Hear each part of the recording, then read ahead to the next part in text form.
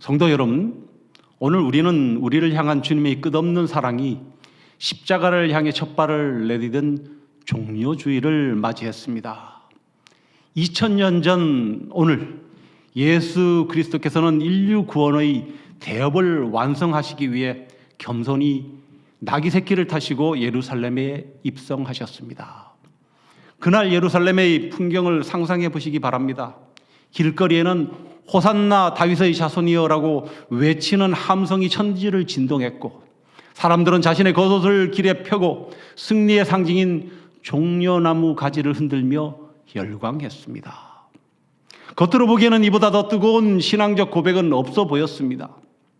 그러나 여러분, 우리는 그 화려한 환호소리 너머를 보시는 주님의 슬픈 눈동자를 기억해야 합니다. 주님은 알고 계셨습니다. 오늘 종려나무를 흔드는 저 손들이 며칠 뒤면 주님을 향해 삿대질하며 그를 십자가에 못 박으소서라며 돌변할 것임을 말입니다. 그들의 열광은 참된 신앙의 열매가 아니라 자신들의 정치적 경제적 욕망을 채워줄 영웅을 향한 껍데기뿐인 환호였습니다. 이 시간 우리가 마주한 호세아서 10장은 바로 그 화려하지만 비어있는 상태, 즉 잎사귀만 무성하고 속은 썩어버린 이스라엘의 영적 파산을 고발하고 있습니다. 앞서도 살펴보았지만 호세아가 활동하던 북이스라엘 여로보암 2세 시대는 경제적 풍요의 정점이었습니다. 영토는 확장되었고 무역은 활발했습니다. 오늘날로 치면 주식시장은 호황이고 집값은 오르고 가게마다 여유가 넘치는 시대였습니다. 본문 1절은 이 시대를 열매 맺는 무성한 포도나무라고 묘사합니다. 그러나 하나님은 이 무성함을 축복이라 부르지 않으시고 오히려 심판의 근거로 삼으십니다. 그 이유가 무엇일까요? 그들의 풍요가 하나님께로 향하는 통로가 아니라 하나님을 가리는 거대한 장벽이 되었기 때문입니다. 이 시간 우리에게 주시는 본문 말씀을 통해 종려주일의 환호 속에 감춰진 우리의 나누어진 마음을 발견하고 고난주간을 시작하면서 우리 영혼의 묵은 땅을 갈아엎어야 할 골든타임이 언제인지 깊이 묵상하는 시간 되시기를 소망합니다. 먼저 살펴볼 것은 1절부터 3절까지 해서 입만 무성한 신앙의 위험성입니다. 호세아 선지자 당시 이스라엘은 여로보암 2세의 치세 아래 최대 영토를 확장하고 부를 축적했습니다. 1절입니다. 이스라엘은 열매 맺는 무성한 포도나무라 그 열매가 많을수록 재단을 많게 하며 그 땅이 번영할수록 주상을 아름답게 하도다. 여기서 무성한이라는 히브리어 동사 보케크는 매우 독특한 단어입니다. 이 단어는 풍성하게 뻗어나가다라는 뜻과 함께 텅 비게 하다, 황폐하게 하다라는 상반된 의미를 동시에 지니고 있습니다. 즉, 이 무성하다라는 보케크는 하나님과 함께 할 때는 풍성하게 뻗어나가게 되지만 하나님 없는 번영은 결국 그 영혼을 텅 비게 만든다는 것을 암시하는 단어입니다. 과거 이스라엘은 풍요를 누릴수록 더 많은 재단을 쌓았고 성공할수록 주상을 더 화려하게 치장했습니다.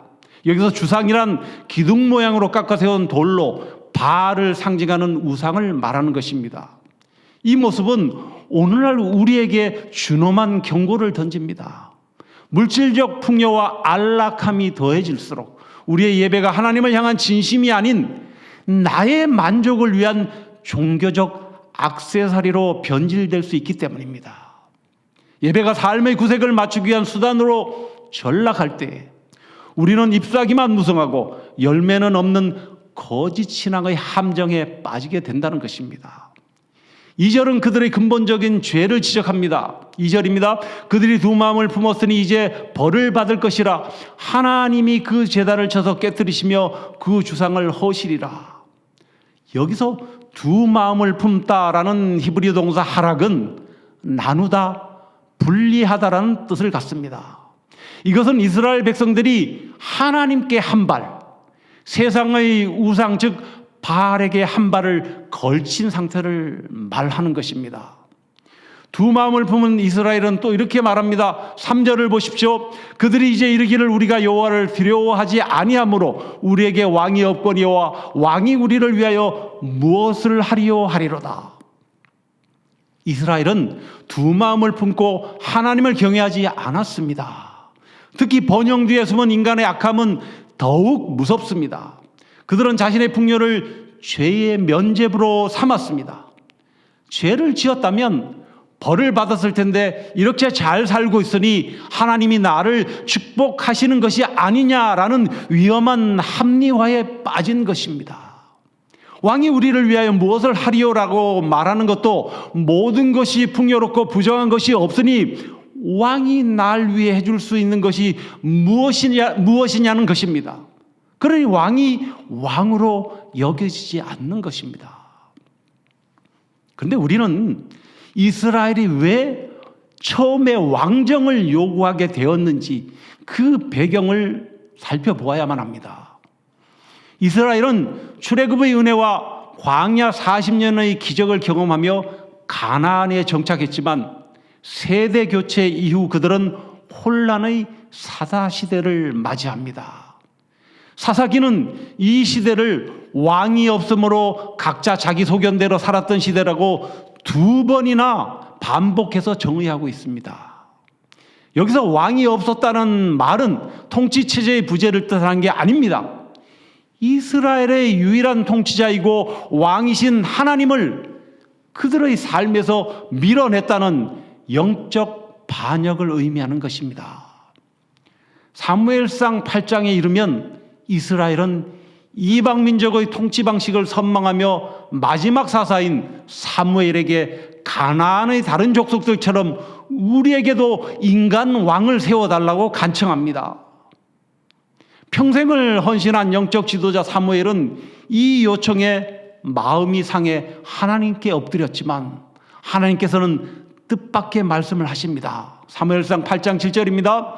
여호와께서 사무엘에게 이르시되 백성이 내게 한 말을 다 들으라. 이는 그들이 너를 버림이 아니요 나를 버려 자기들의 왕이 되지 못하게 함이니라. 결국 이스라엘은 하나님을 보좌에서 밀어내고 버림받은 왕으로 만들었습니다. 그렇게 시작된 왕정 시대는 사울, 다윗, 솔로몬을 거쳐 르호보암 때 남북으로 분열되는 비극을 맞이합니다. 오늘 본문 3절은 그 영적 타락의 처참한 결론을 이렇게 고백하고 있습니다. 우리가 여호와를 두려워하지 아니하므로 우리에게 왕이 없거니와 그들은 진정한 왕이신 하나님을 경외하지 않았기에 그들이 그토록 원했던 지상의 왕권마저 무너져 내린 것입니다. 잦은 반란과 암살로 얼룩진 당시의 정치적 혼란은 왕이신 하나님을 도외시한 영적 타락이 가져온 필연적인 결과였습니다. 그리고 그들은 이렇게 말합니다. 왕이 우리를 위하여 무엇을 하리요? 이것은 하나님과의 관계가 무너진 민족은 그 어떤 정치적 대안으로도 회복될 수 없음을 고백하는 것입니다. 이스라엘의 진짜 문제는 왕의 부재가 아니라 하나님을 향한 경외심의 부재였습니다.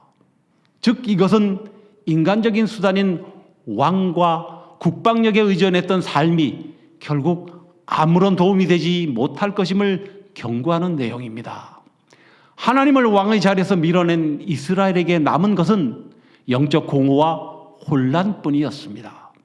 왕이신 하나님을 두려워하지 않았기에 그들에게는 그들을 다스릴 참된 지도자도 사라진 것입니다. 불순종으로 세워진 이스라엘의 왕정은 끊임없는 배역과 타락의 역사로 점철되었습니다. 하나님보다 인간의 힘을 의지했던 그들의 끝은 참혹했던 것입니다. 결국 북이스라엘은 아수르에 의해서, 남유다는 바벨론에 의해서 멸망당하며 역사의 뒤안길로 사라지게 되었습니다.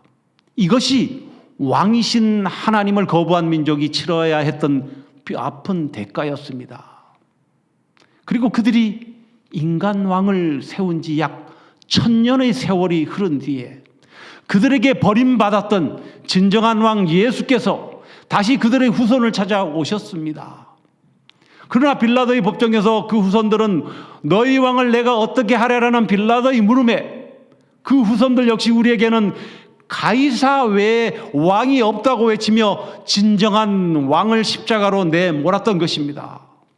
이 말씀은 오늘 우리에게 준엄한 질문을 던지고 있습니다. 하나님이 지금 당신 삶의 왕이십니까? 우리는 입술로 주님을 부르지만 현실의 거친 파도 앞에서는 너무나 쉽게 하나님을 소외시키곤 합니다.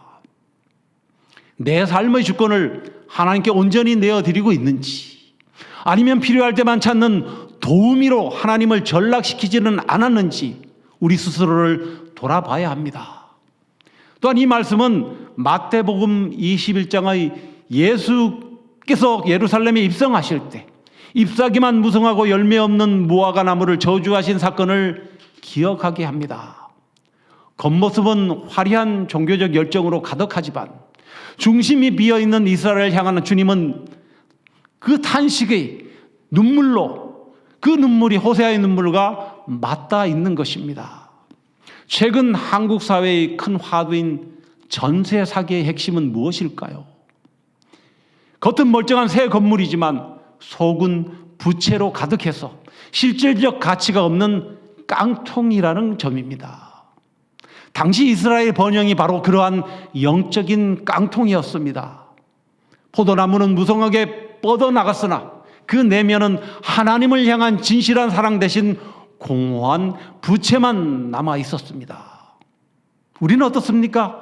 우리 역시 공들여 쌓은 스펙과 자녀의 성공, 화려한 직분이 혹시 속이 텅 빈 영적 깡통은 아닌지 돌아봐야 합니다. 이번 고난주간에는 보여지는 신앙에서 느껴지는 신앙으로 우리의 내면이 옮겨지도록 묵상하시면 좋겠습니다. 남들에게 보여주기 위한 화려한 재단을 쌓는 일을 멈추고 은밀한 골방에서 하나님과 단둘이 마주하는 시간을 회복하시기 바랍니다. 본문 2절의 나누어진 마음을 치료하는 유일한 방법은 오직 하나님 한 분만으로 만족하는 단순한 마음을 회복하는 것입니다.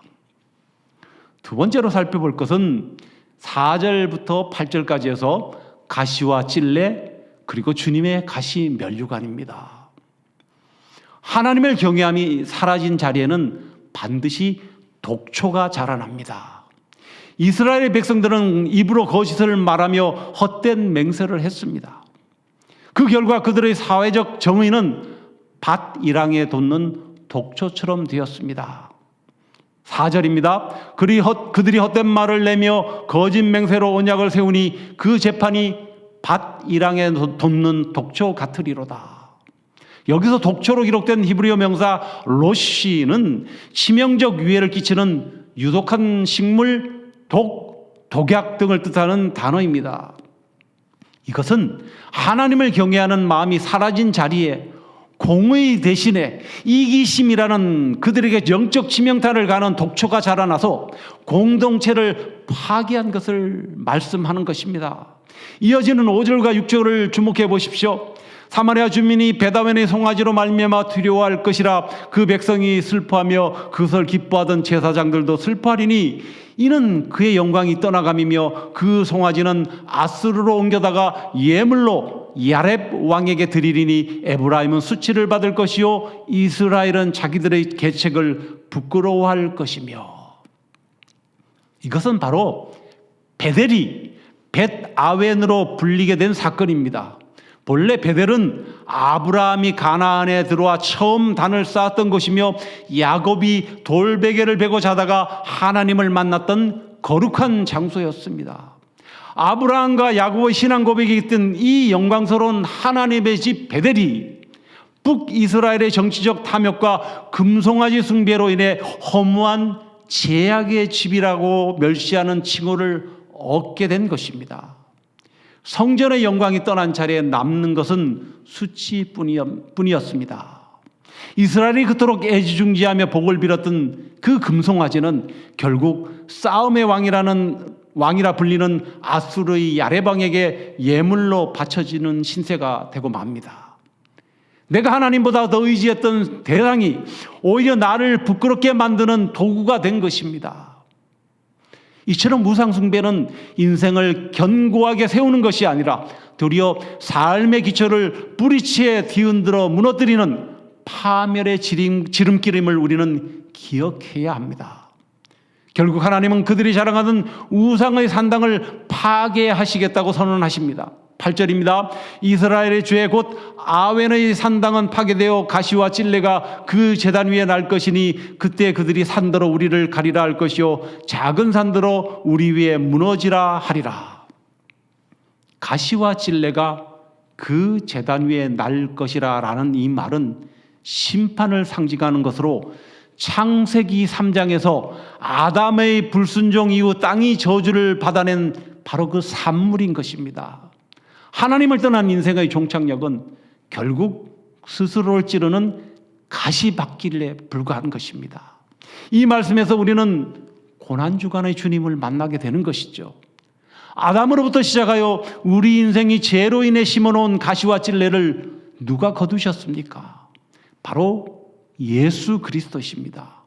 로마 병정들이 엮어 주님의 머리에 씌운 그 가시 면류관은 단순히 로마의 조롱이 아니었습니다. 그것은 오늘 본문인 호세아서 10장이 경고한 이스라엘의 죄, 곧 우리의 탐욕과 나누어진 마음이 만들어낸 영적 가시를 주님이 친히 머리에 받으신 사건입니다. 주님이 가시 면류관을 쓰심으로 우리 인생의 제단 위에 도단한 저주의 가시는 꺾이고 대신 생명의 꽃이 피어날 길이 열린 것임을 우리는 깨달을 수 있어야 합니다.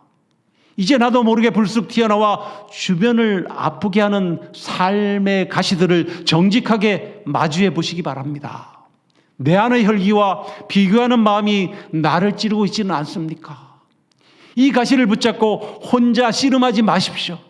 우리를 위해 기꺼이 가시 면류관을 쓰신 주님의 그 품으로 그 아픔을 가져가십시오. 주님이 흘리신 보혈과 그 가시관의 은혜가 우리 안의 날카로운 가시들을 부드럽게 녹여주실 것입니다. 세 번째로 살펴볼 것은 11절부터 12절까지 해서 지금이 바로 묵은 땅을 기경할 골든타임입니다. 호세아 선지자는 절망적인 심판의 메시지 끝에 소망의 길을 제시합니다.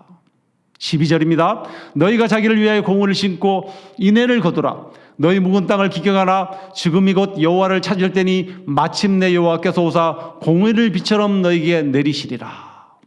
여기서 기경하다라고 번역된 히브리어 동사 니루는 의외의 의미를 갖는 단어입니다. 이것은 기경하다라는 뜻 외에 박살내다라는 뜻을 갖는 동사로 기경이란 단순히 흙을 고르는 수준이 아니라 오랫동안 방치되어 돌처럼 딱딱해진 땅을 깨부수고 잡초뿌리가 깊숙이 박힌 땅을 쟁기로 깊이 뒤집어 버리는 고통스러운 작업을 의미하는 것입니다. 우리 마음에도 이 묵은 땅이 있습니다. 난 원래 이런 사람이야 라는 그 고집, 수십 년간 굳어진 그 비판적인 시각, 용서하지 못하고 쌓아둔 앙금들입니다. 이 묵은 땅을 갈아엎는 닐의 영성, 우리 마음의 묵은 땅을 깨부수는 닐 없이는 종료주일의 찬송도 고난주간의 묵상도 아무런 열매를 맺지 못한다는 것을 우리에게 알려줍니다. 오늘날 현대인의 마음밭을 가장 딱딱하게 만드는 것 중 하나는 분주함입니다. 우리는 잠시도 가만히 있지 못합니다. 5분의 여유만 생겨도 스마트폰을 꺼내 세상의 뉴스, 가십, SNS의 화려한 이미지들을 섭취합니다. 뇌과학자들은 이것을 도파민 중독이라고 부르지만 영성신학자들은 이를 영혼의 사막화라고 부릅니다. 정보의 홍수 속에 정작 하나님의 세밀한 음성이 파고들 틈이 없는 것이죠. 이것이 바로 현대판 입만 무성한 나무이며 기경해야 할 마음밭인 것입니다. 이번 고난주간에는 이 기기들을 잠시 내려놓고 소음으로 굳어진 우리 마음의 표면을 하나님께 집중하며 기도로 기경하는 시간이 되어야 합니다. 니루, 즉 마음밭을 뒤엎는 기경의 고통 없이는 부활의 열매도 없다는 것을 기억하시기 바랍니다. 마지막으로 살펴볼 것은 12절 하반절부터 13절까지 해서 의의 비를 기다리는 믿음입니다. 기경, 뒤집었다, 갈아엎다라는 그 단어의 목적은 무엇이겠습니까? 12절은 이렇게 말씀합니다. 12절 하반절에 마침내 여호와께서 오사 공의를 비처럼 너에게 내리시리라. 우리가 땅을 갈아엎는 수고를 할 때 하늘 문을 여시고 생명의 비를 내리시는 분은 바로 하나님이십니다. 중동지대의 광야지대에는 비가 곧 생명입니다. 주님은 고난의 길을 걸어가심으로 우리에게 이 의의 비를 내릴 하늘문을 여셨습니다. 또한 13절에서 이스라엘은 자기들의 병거와 용사의 많음을 의지했다고 기록하고 있습니다. 13절입니다. 너희는 악을 바꿔라 죄를 거두고 거짓 열매를 먹었나니 이는 내가 내 길과 내 용사의 많음을 의뢰하였음이라. 그러나 군사력과 경제력은 심판의 날에 아무런 도움이 되지 못했습니다. 오직 하나님의 인애, 헤세드만이 우리를 살리는 것입니다. 예수께서 예루살렘에 입성하던 종려주일에 사람들이 기대했던 왕은 용사였습니다. 로마를 몰아내고 경제적 풍요를 가져다 줄 강력한 군주였습니다. 그러나 주님은 나귀 새끼를 타시고 겸손히 입성하셨습니다. 누가복음 19장 35절 36절입니다. 그것을 예수께로 끌고 와서 자기들이 겉옷을 나귀 새끼 위에 걸쳐놓고 예수를 태우니 가실 때 그들이 자기의 겉옷을 길에 펴더라. 이것은 스가랴서 9장 9절의 예언의 성취로 군마, 즉 예수께서 말이 아닌 나귀를 선택함으로써 세상의 군사적 정복자가 아닌 겸손과 평화의 왕으로 오셨음을 상징하는 것입니다. 또한 이것은 세상의 무성함을 깨뜨리고 하나님의 공의를 세우고 구원을 베푸시기 위함이었습니다. 주님은 스스로 하나님의 미랄이 되어 땅에 떨어져 죽으심으로 우리 영혼의 묵은 땅에 영원한 생명의 비를 내리셨습니다. 이것이 주님이 우리에게 보여주신 역설, 바로 죽어야 사는 길, 복음인 것입니다. 말씀을 맺습니다. 성도 여러분, 이제 우리는 한 주 동안 고난주간이라는 거룩한 여정을 시작합니다. 오늘 호세아를 통해 주시는 하나님의 음성에 귀를 기울이시기 바랍니다. 먼저 내 삶의 입만 무성함에 속지 마십시오. 겉으로 평안해 보이고 하는 일마다 잘 되는 것처럼 보일 때가 가장 위험한 때일 수 있다는 것입니다. 그 풍요가 하나님께 드리는 제단을 허무는 보케크, 즉 무성함의 저주가 되지 않기를 바랍니다. 또한 묵은 땅을 갈아엎는 기경, 니루의 아픔을 기쁘게 받으십시오. 내 안의 자아를 깨뜨리고 고집을 꺾는 과정은 고통스럽습니다. 쟁기질을 당하는 흙처럼 우리 마음도 찢겨야 합니다. 그러나 그 찢긴 틈 사이로 비로소 하나님의 은혜가 비처럼 스며듭니다. 아울러 가시면류관을 쓰신 주님을 바라보십시오. 우리가 기경하지 못해서 자라난 죄의 가시들을 주님이 대신 짊어지셨습니다. 종려주일의 환호 뒤에 감춰진 십자가의 고난이 바로 나를 위한 것임을 기억하시기 바랍니다. 위대한 음악가 핸델이 메시아라는 곡을 작곡할 당시 그는 신체 마비와 파산이라는 인생 최대의 묵은 땅에 갇혀 있었습니다. 모든 명예와 부가 사라진 그 절망의 순간 그는 그리스도의 고난과 부활을 묵상하며 곡을 썼습니다. 나중에 그는 이렇게 고백했습니다. 나는 내 앞에 하늘이 열리고 위대한 하나님을 직접 뵙는 듯한 체험 속에서 이 곡을 완성했다. 그의 인생의 무성한 잎사귀가 다 떨어졌을 때야 비로소 세상을 치유하는 의의 열매인 메시아라는 대곡이 탄생하는 것입니다. 사랑하는 성도 여러분, 이번 고난주간만큼은 우리도 핸델처럼 그리고 호세아처럼 하나님 앞에 단독자로 마주서기를 원합니다. 세상의 화려한 종려나무 가지를 잠시 내려놓고 우리 마음의 굳은 땅을 회개의 눈물로 채워 나갑시다.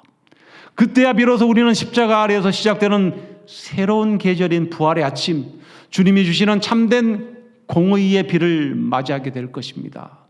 지금이야말로 우리 마음을 기경해야 할 바로 그 골든 타임입니다. 다시 말씀드리지만 우리의 마음밭을 뒤엎는 기경의 고통 없이는 부활의 열매도 없다는 사실입니다. 바라기는 무성한 잎사귀 신앙을 던져버리고 십자가의 좁은 길을 통해 영원한 생명의 열매를 맺는 우리 모두가 되시기를 주님의 이름으로 축원합니다.